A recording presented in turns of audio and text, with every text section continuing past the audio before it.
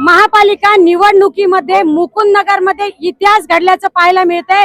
या ठिकाणी पंजाने आपलं खातं उघडलंय, अर्थात काँग्रेसने। आणि आता आपल्या बरोबर आहेत काँग्रेसचे विजयी उमेदवार बाबा खान, जाणून घेऊ त्यांच्या प्रतिक्रिया।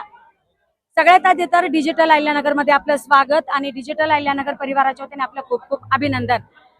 मुकुंदनगर मध्ये इतिहास घडल्याचं पाहायला मिळालंय, काँग्रेसने खातं उघडलंय, काय सांगाल? हे निश्चितपणे जी निवडणूक होती ते लोकांनी हाती घेतली होती। मी याच्या पूर्वी पण अनेकदा पत्रकाराशी बोलताना सांगितलं, जनतेने घेतलेली निवडणूक आहे। हे विजय माझा नाही तर खरं देखील तर जनतेचा विजय आहे। व माझे जे मित्र आहे त्यांनी मला खूप खूप साथ दिलं, म्हणून माझा चांगल्या पद्धतीने विजय झालेला आहे।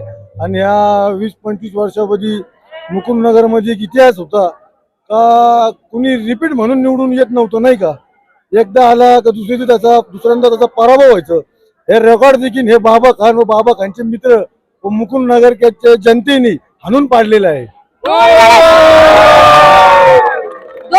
दोन वेळेस असुद्दीन ओवैसींची या ठिकाणी सभा झाली, मात्र त्याचा काहीही फायदा झाला नाही, काय सांगाल? पुढच्या टायमिंगला असुद्दीन ओवैसीने स्वतः माझ्या विरोधात उमेदवारी करायला पाहिजे।